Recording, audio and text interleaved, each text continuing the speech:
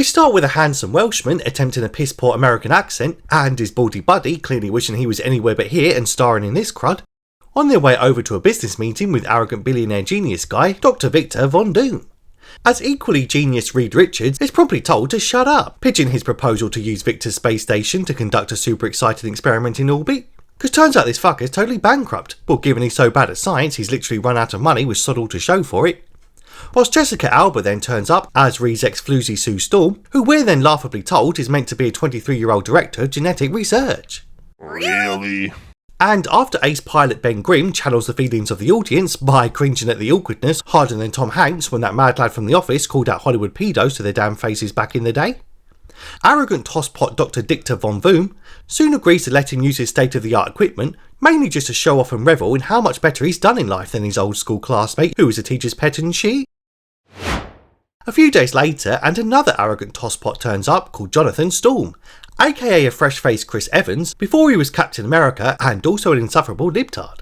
And he also revels in now being Ben's senior manager on this trip to space, which just makes Baldy Ben even more frustrated that he's now got to spend 3 days in an empty void and now also having to talk to one as well. Anyway, once up and running and doing their sciencey stuff, a giant cloud of cosmic radiation does a surprise sneak attack and totally soaks all 5 of them in deadly energy rays. Oh dear. Oh dear, oh dear. A few weeks later, and the gang takes some time to recover from an incident so catastrophic he seems to have messed up Reed's Barnet and totally stained a streak of grey in his do. Whilst Dr. Doomter Von Vic's board members threatened to pull out and bankrupt him after 4 scientists were almost Chernobyl in space on his station. Cause that's like a PR disaster, bro. And you don't see this shit happening in SpaceX facilities for frig's sake. No, he's got a point. Anyway, after a random nurse tells Johnny he's really hot, and like super really hot, and which he then takes as an opportunity to totally plant a pecker on her without her consent, he somehow catches fire whilst doing a bit of skiing, and ends up butt-ass naked inside a small snow mound. A little later, and Ben heads off to bed early after scoffing a load of Taco Bell and now suffering from a grumbly tummy, whilst the ex-lovebirds do a bit of flirting and totally attempt to rekindle their romance despite having all the chemistry of President Macron and his supposed wife. And also Chuck Schumer and his supposed wife. Wow. And also Barack Obama and his supposed wife. But soon discover their DNA is totally on the fritz, which probably explains why Reed's accent is so damn wonky. And before long, Sue is so embarrassed to be seen with his soy boy melt that she ends up turning see-through, whilst Weedy Reed himself goes full Stretch Armstrong. Weird. Meanwhile, poor vanity-obsessed Dr. Vroomter Von Dick is having a nightmare now he's noticed a scar forming on his face and his hair's falling out in clumps. Ain't nobody got time for that. Naturally, Director of Genetic Research Jessica Alba, and no, that's never going to be convincing no matter how many times we say it out loud, reckons the mysterious cosmic storm cloud out in space somehow rewired our DNA to give us superpowers and shit. You know, like in that Marvel comic book with them dopes who have the same names as us and shit. But a skeptical Reed says that she needs to provide her sources for such an absurd hypothesis, until Johnny shows off how he can do what any basic caveman could do 10,000 years ago and start a small fire using his hands to generate friction. No way.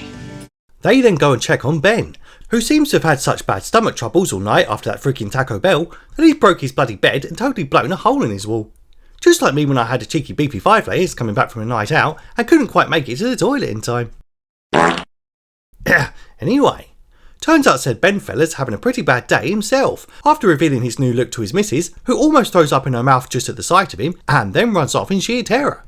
And before you can say, well, that's a pretty standard female response in my experience, and why does she come out into the public street in just a nightie? Ben thinks about throwing himself off the local bridge, now he's a horrifying rock monster and realises he's married to a superficial bigoted tart who can't see past skin conditions and out of control eczema, as the local birds give him a shoulder to cry on, whilst he gives them a shoulder to shit on.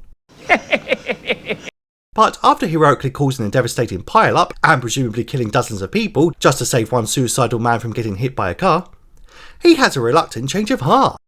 Whilst further down the bridge, Reed and the gang turn up to try and bring Ben in without causing a scene, so naturally tells Sue to get her kit off and totally stink past the police cordon already. And before she can say, you know, if my superpower only really works when I'm stark bollock naked in the middle of Manhattan in the freezing winter, I'll probably just leave it to be fair, the gang use their powers to save endangered randos and thereby win the respect and awe of the locals. whilst totally failing in their one job by now having made the biggest scene possible. You had one job. Just the one. But unfortunately, becoming rock hard in middle age and even a bona fide superhero to boot just ain't enough for Ben's bait, who's played by that miserable Andrea Bird from The Walking Dead, and randomly just leaves her wedding ring on the highway like yesterday's trash. And the elastic spastic boy totally swears that he's going to make his mate who's literally stoned all the time all soft and squishy again, and he'll be back to being limp and impotent in no time at all. Yay? The four reluctant heroes then do an impromptu press conference where they reveal all about their tragic backstory, as Johnny relishes the opportunity to boast about now being literally the hottest man alive, whilst this whole shit show and incident on the bridge is totally the last straw for Dr. Dick Doom Von Vrot's board members, who soon announce that they're doing what Elon has failed to do at least 14 times prior, and are finally pulling out. I didn't become a little bit of a slag. I became a total slag. After Benny Boy's fat shamed by an elevator and made to take the stairs all the way to the top of the fucking penthouse, Reed shows them all around his new lab at the top of the debt-ridden Baxter building, as Dr. Von Dork Vic Tom soon pays a visit to the team and totally bollocks them for fucking up a basic science experiment, getting his genes all mashed up by a weird space cloud, and now totally bankrupting his billion-dollar tech company in the process. Cause that's like super not cool, bro. It also bollocks Reed for trying to get back with Sue, but given she was his sloppy seconds until recently. Okay. They then run tests on all their superpowers, and turns out Sue's invisibility only kicks in when she's being condescended to by a Welsh actor with piss poor accent work. Whilst Johnny can actually become so hot that even Harvey Weinstein would invite him for a session on the couch. Increase the scale of his heat to the point of becoming a super fatal supernova. And before you can say, how does he still have freaking hair and eyebrows when his skin literally burns as hot as the fucking sun, Sue and Stretchy McGee have a cringy Barney about who was to blame about their gay-ass relationship going tits up earlier, because she reckons it was mainly because he was boring, sloppy, lazy. Whilst Dr. Doomvic Von Tor is told that his flesh is becoming titanium steel and also absorbing energy and totally gaining magnet powers or some shit. Later, after Ben refuses to join in with wearing their poncy new super suits, what are each tailored to enhance and stabilise their power sets, Sue gets hounded in the street for having the audacity to inflict Spy Kids 4 and Into the Blue on us. For being a super rare and infamous public superhero. And so is yet again forced to disrobe down to her birthday suit and get the heck out of Dodge with rock hard frozen nipples. And before you can say, how can she afford to just keep ditching her clobber like that, and she must have to buy a whole new wardrobe every damn week, Reed reveals how he's working on a way to reverse their conditions, but has to be super careful about it in case he makes things 10 times worse. Given the last time he tried to do science, he ended up spaghettifying himself and totally turning his mates into super weird body horror freaks. Oh shit, my bad, bro. Dr. Von Doom Victor then finally goes mad and burns a hole in the chest of that lead board member who sank his whole company despite none of it being remotely his fault.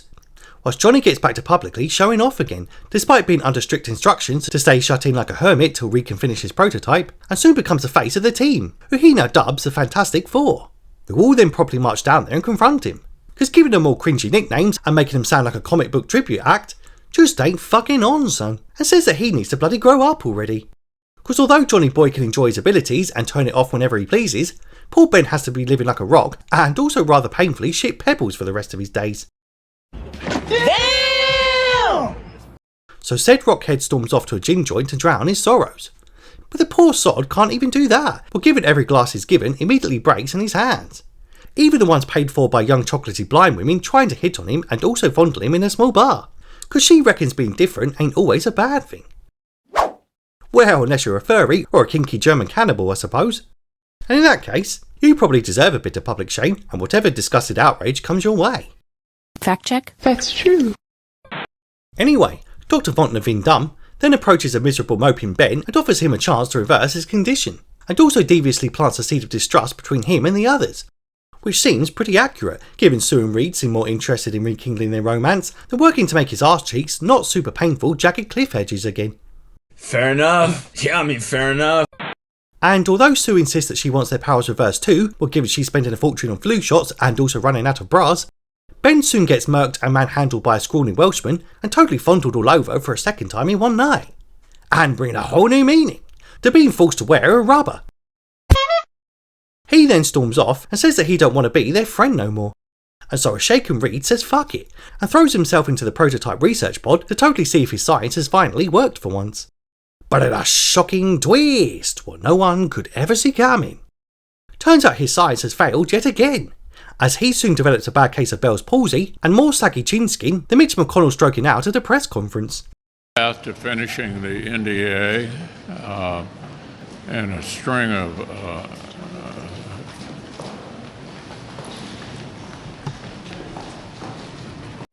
The Mitch McConnell stroking out at a press conference. In 2026. that's Did you hear the question, Senator? Running for re-election in 2026? A desperate and pissed off Ben then ends up getting actually cured by Dr. Von Vom, who just wanted his energy and also the physically strongest member of the retarded four out of the way for when he eventually takes over the city and stuff. Yeah, that makes sense. Now physically deteriorating worse than current day Katie Price, What the fuck? he steals a random mask so he can better look like his comic book counterpart, and also tortures a kidnapped breed with a super chilled ice contraption. Meanwhile, the gang are then harassed by one of Dr. Von Victor's heat-seeking homing rockets. So the Human Torch has a totally radical idea to go and get his human torching on to lead it away. And before you can say, well, at least take your super snazzy fancy jacket off before combusting into hellfire, and what is it with these siblings and casually abandoning perfectly good clothes to activate their powers for frig's sake, he leads the rocket over to the bay and into a passing boat. Boom! Gotcha, bitch.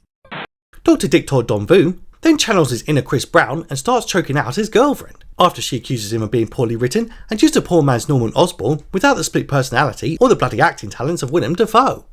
Whilst highly aggressive Ben returns to doing what he does best and soon gets his clobbering on, as the team all have a final face-off with the Chrome Tard down in the street and ends up freezing his shiny ass once and for all. And it looks like it's curtains for Dr. Victor Von Bomb and his assistants on doing a bunch of bad things. Well, at least to the inevitable sequel, that is. And we end with the public saying a grateful thank you to their new misfit heroes who smashed up their city and who are now going to cost them hundreds of thousands in taxpayer-funded repairs. Whilst Ben finally makes up with Johnny and then drunkenly pinches the arse of his new chocolate floozy, and presumably gets reported for a misogynistic hate crime against the disabled. Whilst Reed once again embraces his newfound motto fuck it and finally nuts up and gets engaged to Jessica friggin' Alba, who for once ain't so embarrassed to now be seen with him. Nice. And that's it, that's the movie. Though my favourite part was just asking that grok fella to come up with as many variations of Mangling Doom's name as possible, which is far more entertaining than whatever the fuck this nonsense was supposed to be. But anyway, that's the plot and that's your lot. Considering that bell thing so you don't miss any future recaps.